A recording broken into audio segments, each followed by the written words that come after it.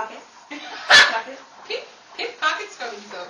Oh, don't do that, because then I can get up there and say it. Because I think, wait, I think I do one too. Because you're beating up Dennis, so I have to take the guard. So I hope I don't say that. Pickpocket scrubbing soap. Okay. Okay. All right. So, as for my end, that's pretty much. Okay, the beginning half for Jerry. That's what make the show. Yeah, it really did. Ninutska. But it's the I never noticed it because I'm looking at the script. I didn't know he was looking at me like. Is that the one, or you don't be? Last week we put that in because all of a sudden she started laughing. She said, "Comedy? Did you add that in there?" It's like, yeah, it went from Transylvanian to Tahitian to Spanish. Yeah, it's all in the way. Because all of a sudden he said, "What is she doing?" And his head jerked like he was breathing. She started off sounding like she was Transylvanian, then she switched up to Cuban. Yeah, his head jerked from that script. She Cuban?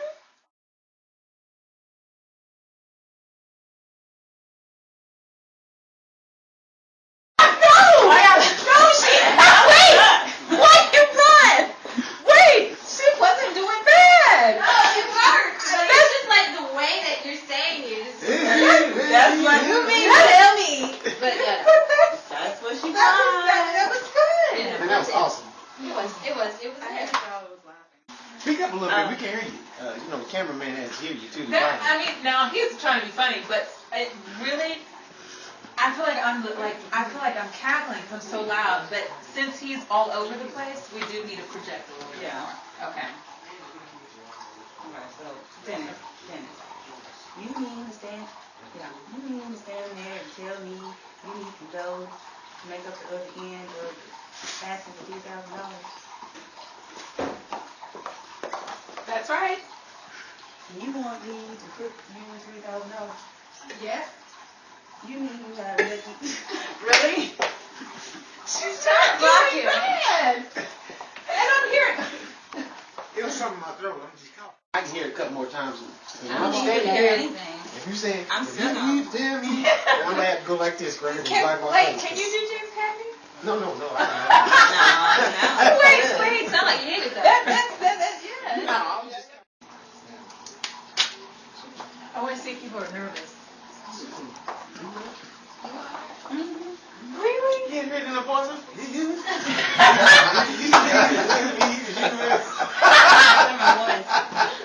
Okay. That's why I laugh. She hit the mark. I'm just trying to relax. She don't get relaxed. She don't be mad at me. Okay. This is just the first take, so just we'll do it again and okay. Take what? I'm gonna be messing up, so just we go out. I would do one take Sinatra and we do this in the second one, but we'll see how this one goes. So.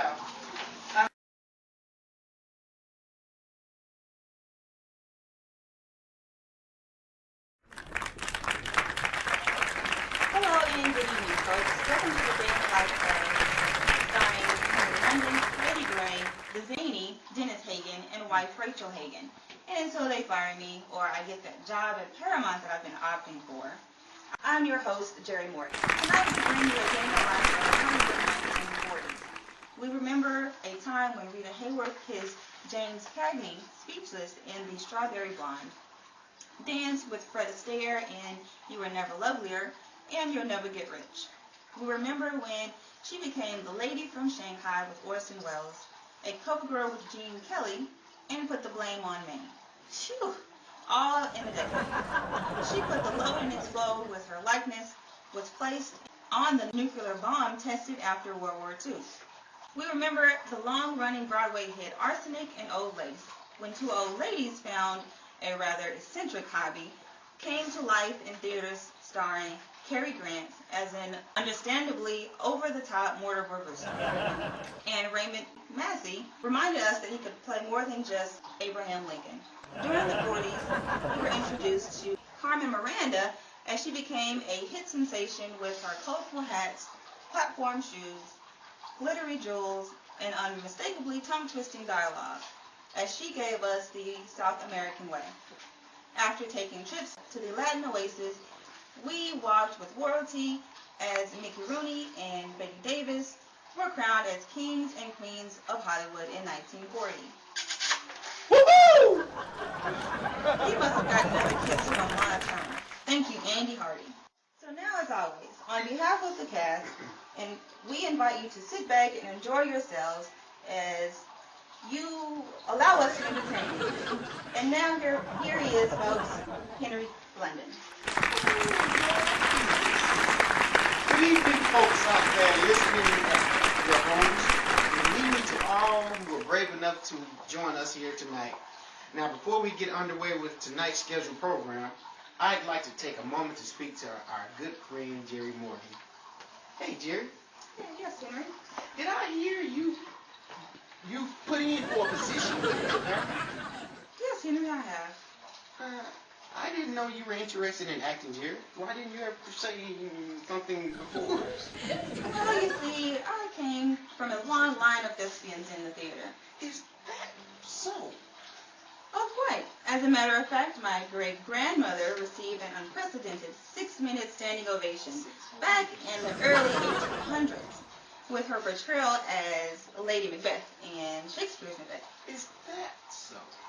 Later on, my grand-uncle, who would become one of the first in our family to open up a now famously historical theater in Paris. Moulin Rouge? No, Henry, I mean a real theater.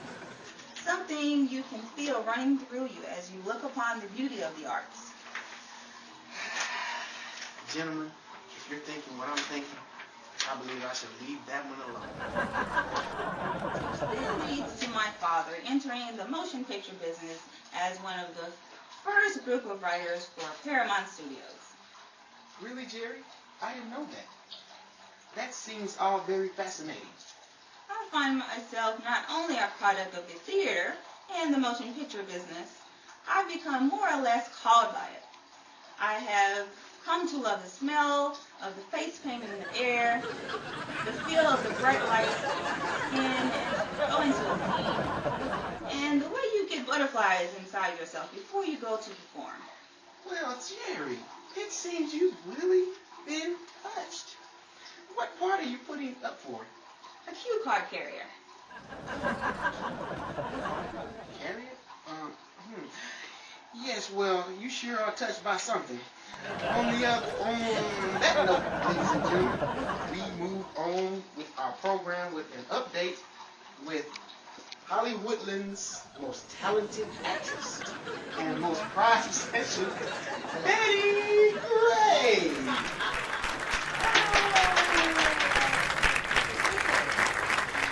Change the name of the video.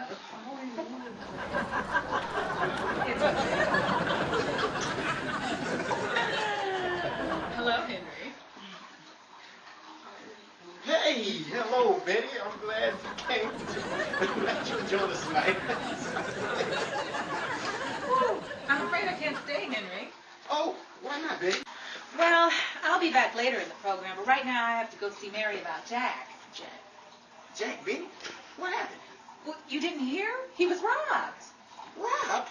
Yes, apparently he was on his way back from Ronald Coleman's house last week and he was held up. Well, what happened? Well, according to Mary, although Jack won't admit it, some guy held a gun to him and told him it was his money or his life.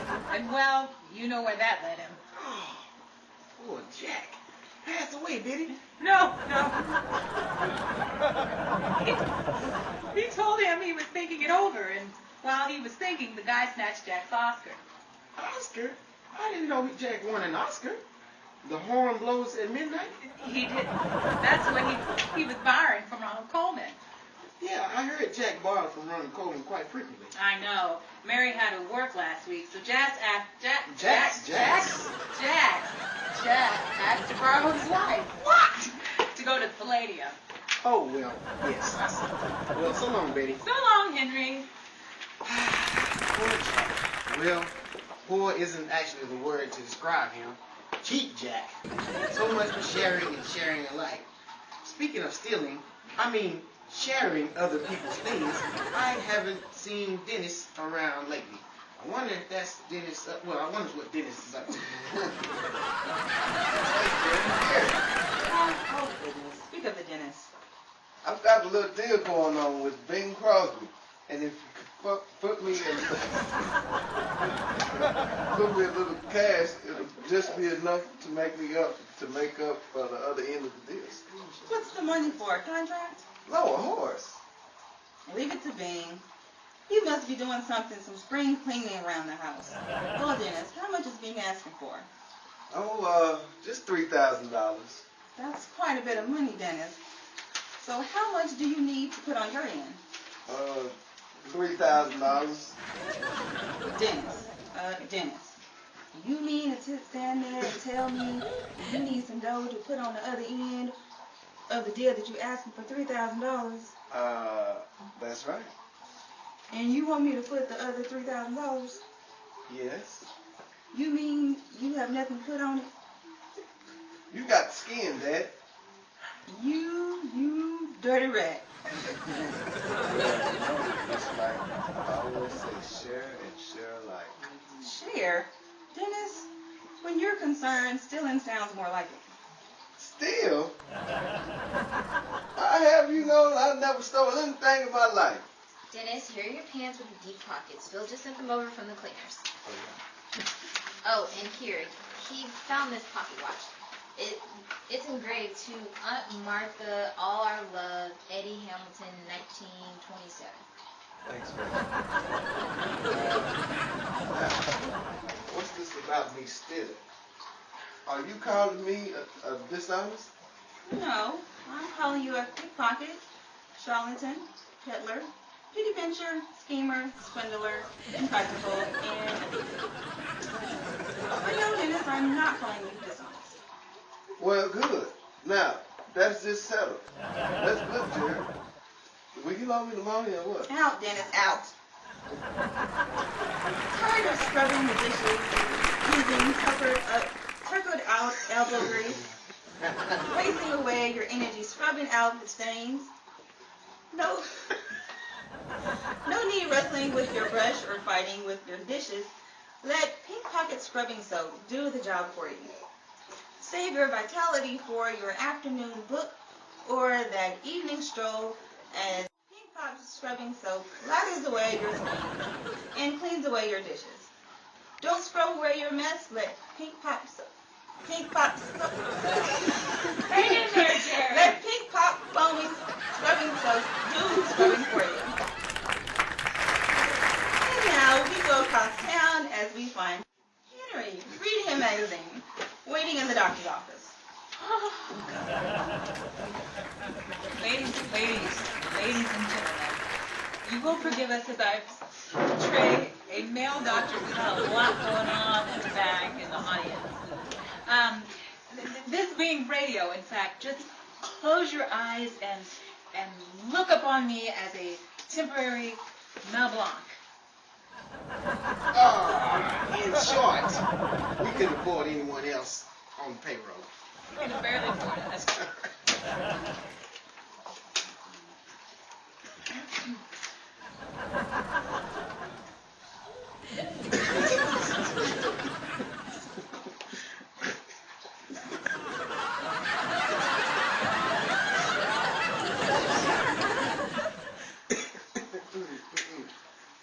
Mr. London, Here, Doc.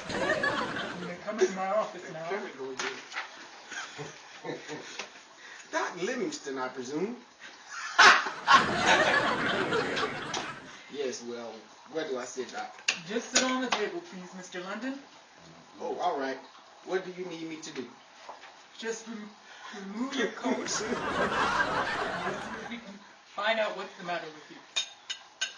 All right, now, when I lie this stethoscope on your chest, be very calm and still. I want to check your heart rate. Oh, this is awful. I don't like the sound of this at all. I don't think you'll make it through the night, my boy. As a matter of fact, by the sound of that heart beat, it'd be surprising if you see the morning. Yeah, that's funny. I don't feel a thing, Doc. Hey, Doc, wait a minute. That's not my heartbeat. You're listening to, it's yours. Oh, dear heaven! Call the doctor, quick! A doctor? But Doc, you're a doctor. Doctor, do you know what kind of patients come through here? Now get the doctor, quick, quick! Help! Help! Somebody get the doctor. This one passed out. Wait! You're going the wrong way. Okay, pal. This is a shortcut to the door. Grab that sandwich, Alice. But the doc needs help. Who do you think we are, buddy? We're not real doctors. We just play them on the radio. I step on it, Jack, and don't spare the horses. Hi-ho, Silver. And now we go from trauma to drama as Betty helps Dennis with some spring cleaning. Gee, Betty, I sure appreciate you coming by to help out with the cleaning, with the house. Rachel will about murder me if she comes home to find this place in shambles. Well, she should, storing a horse in the house. George Kingfish Stevens you are, Bing Crosby you're not. What's this? It looks like a large plate with strings. Hey, my frisbee. I used to play yo-yo with this. Huh? I used to play yo-yo with the frisbee. I was a creative child. Couldn't afford the yo-yo, huh? Nope. I never had to ask Santa for toys. I had my own workshop in the attic. I was the only kid on the block who had a tennis racket made out of Granny's old fashion dress hoop and dinner floss. That's amazing. Amazing. It was hard to get a grip on, but I never missed a ball, ever, ever. I can't believe it. My one day off from the studio, and I choose today to be hospitable to Hollywood. Well, Henry's got a doctor's appointment, and Jerry won't talk to me. How did you swing the money for the voice anyway? I called in a favor. I remember that Birmingham owed me. Oh, to get away from Charlie Chan? No, although he mentioned it once or twice. Well, I'm not sure it would be a vast improvement. This place is scarier than any murderers and thieves that go lurking about in back alleys and basements. Betty, I've about had enough of your ribbling me about my house cleaning. You'll feel differently when my ship comes in one of these days. For as long as it's taken for that ship to come in, Dennis, the termites must have gotten to it by now. All you can see is the toothpick floating to shore. I can't help it, Dennis. Just look at this junk. Do you ever polish around here? Of course I do. Why, look at this. Clean as a whistle. Where did all that dust come from? Just ask the dirt. Now, come on, Dennis. I don't have all day. What was that? Oh, that was the doorbell. I wonder who that would be coming by to see you at this time of night. It must have... At a time like this, must be the garbage truck with another load of... Oh, stop. I can imagine where all this dust came from. It must have come with this horse. Hey, Jerry. Hello, Dennis. I want to talk to you. Come on in. Your house appointment. Said he came by to help with a little spring cleaning. Yeah, she told me she was. I asked Henry to help me out, but he said he was going to see the doctor this afternoon. I ought to get around to seeing the doctor myself. I think the pollen is getting it too. Sure it's not the dust? Might be. No, step into the living room, will you, Jerry? We can talk in there. What's the best way? You want me to leap over or hop in? I see what you mean. Pardon me. I'll just take the tennis net into the other room. The lawnmower too. Now, Jerry, what's up? Well, I've been thinking about it, Dennis, and figured before I give you another loan. Investment?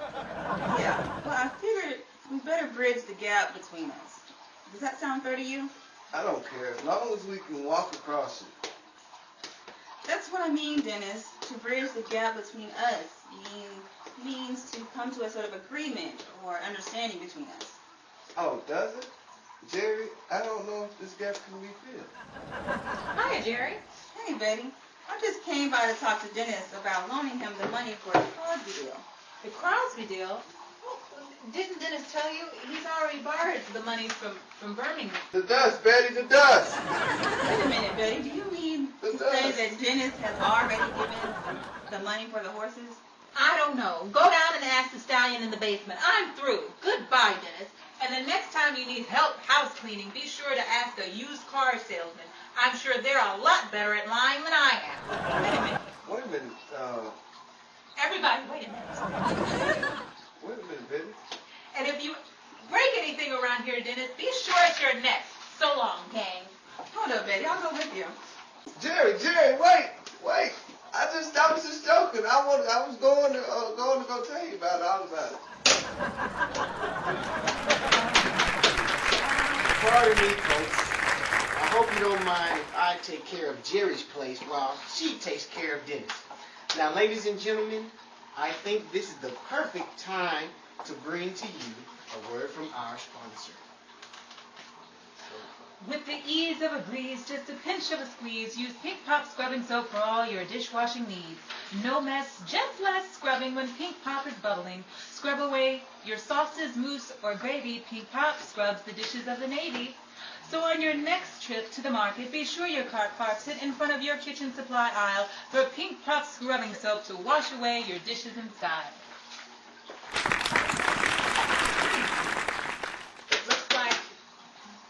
Thank you. Looks like I'll have to introduce myself tonight. When I came back, it seemed like everyone was discombobulated. Henry went to check on the doc. He took him to young Dr. Kildare. And I fear after Jerry and Rachel finishes with Dennis, all of my guys and dolls will be in the doctor's office. Oh well, there's no business like show business, and the show must go on.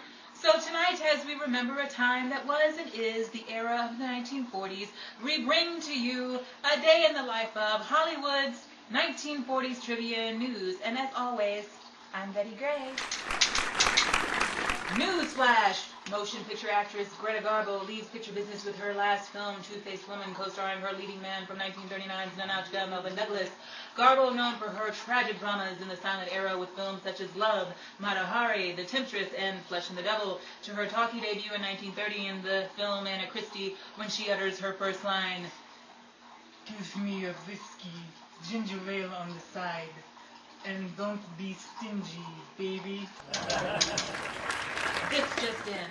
Writer F. Scott Fitzgerald dies at the age of 44 on December 21st, 1940. Fitzgerald was notable for short stories such as The Last Tycoon and some of his unfilmed work in MGM's Gone with the Wind, and his only screen-credited adaptation for Three Comrades in 1938, and known for books such as The Great Gatsby and short story The Curious Case of Benjamin Button, first published May 7, 1922.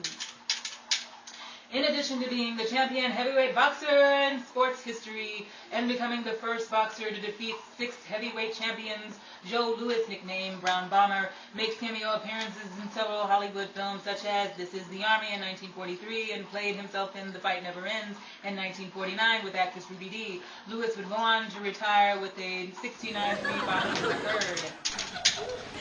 Baseball phenomenon Jackie Robinson joins the war effort as he signs up to serve in the U.S. Army from 1942 to 1945 and go on to become a second lieutenant. 1947 brings about what was and is a historical event as Jackie Robinson engineered the integration of professional sports in America by breaking the color barrier in baseball.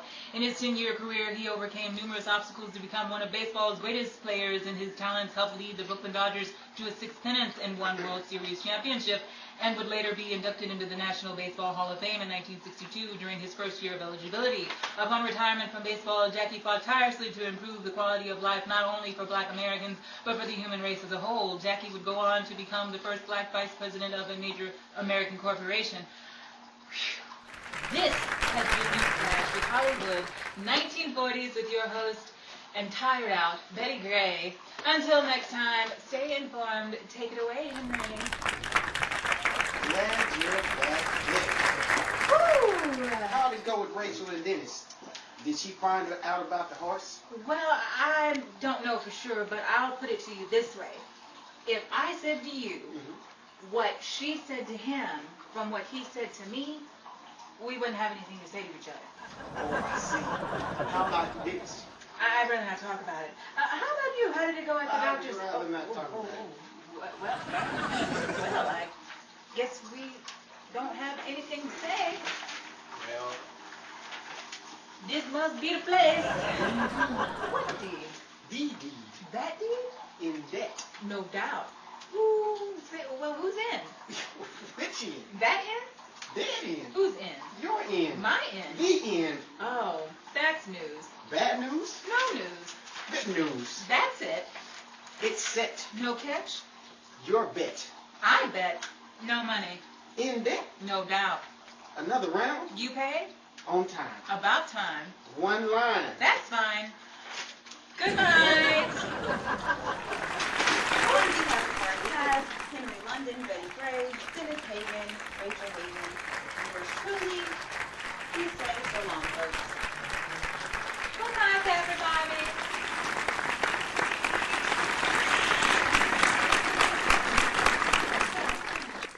Just one last reminder that Pink Pop Scrubbing Soap can be found in your neighborhood drugstore. So don't go another night fighting the dishes with unnecessary scrubbing. Start your evening using Pink Pop Scrubbing Soap with Whistle Clean Dishes. This program has been brought to you by Dominique's Review Production and the Dominique Private Collection. All these evening clothing worn by our female cast, Felicia Johnson as Jerry Morgan, Jasmine Lofton as Rachel Hagen, and Dominique Breckenridge herself as Betty Gray. For further line, Dominique's Private Collection. In addition to our cast, as we have our own Henry London portrayed as Marcus Willis, and the Rough and the Diamond, Dennis Hagen portrayed by Cedric Johnson. This has been a Dominique Review production. Good night, everybody.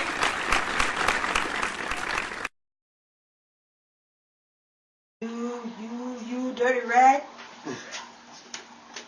well, you know, it's like I always say, share and share alike. Share.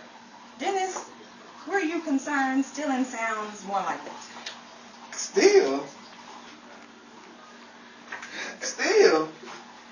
I have you to know that I never stole anything in my life. Dennis, here are your pants with the deep pockets. Phil just sent them over from the cleaners. Oh, yeah.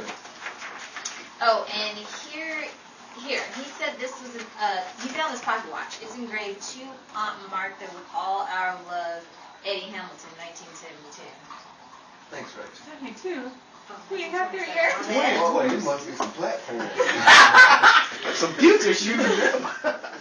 Oh, gosh. Tired of scrubbing the dishes using tuckered out elbow grease, wasting away your energy scrubbing out the stains? You need no need wrestling with your brushes or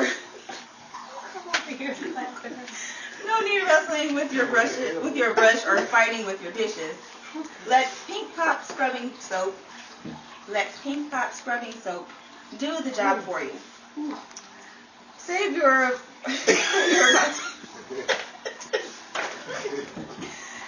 vitality. Okay, sorry. Save your vitality for that. Our sponsor's gonna fire us. Yeah. Save your vitality for that afternoon book or that evening stroll as Pink Pop Scrubbing Soap smatters away your stains and cleans away your dishes. Don't scrub away your mess. Let Pink Pop Foaming Scrubbing Soap do the scrubbing for you. Pink Pop, we're sorry. Yeah. And now we go across town as we find Henry reading a magazine. Waiting. What's up? Well, I've been thinking about it, Dennis, and figured before I give you another loan. Investment? Now, ladies and gentlemen, I think this is the perfect time to bring to you a word from our sponsors. I believe it'll be pink, I'm sorry, Pops. Don't get us Poppers. fired. Don't get us fired. Pink Pop, we love you. Whitney?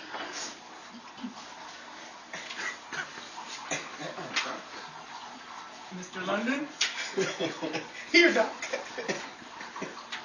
you may come into my office now. Well, Doctor, you got a funny sound in your voice there, sir. Dr. Livingston, I presume? Yes, well, where do I see it now? Just sit on the table, Mr. London. Oh, all right. What do you need me to do? Just remove just remove your coat and we'll just remove your coat and we'll see if we can find out what's the matter with you.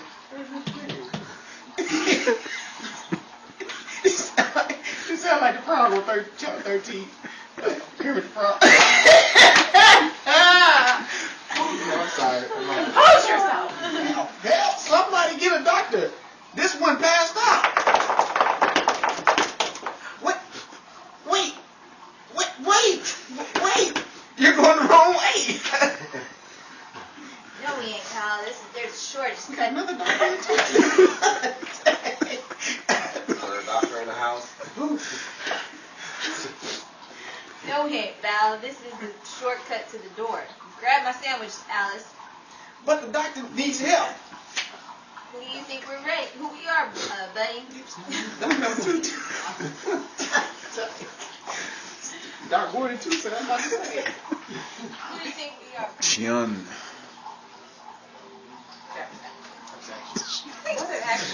Action. Action. Okay, end scene. Okay. Action.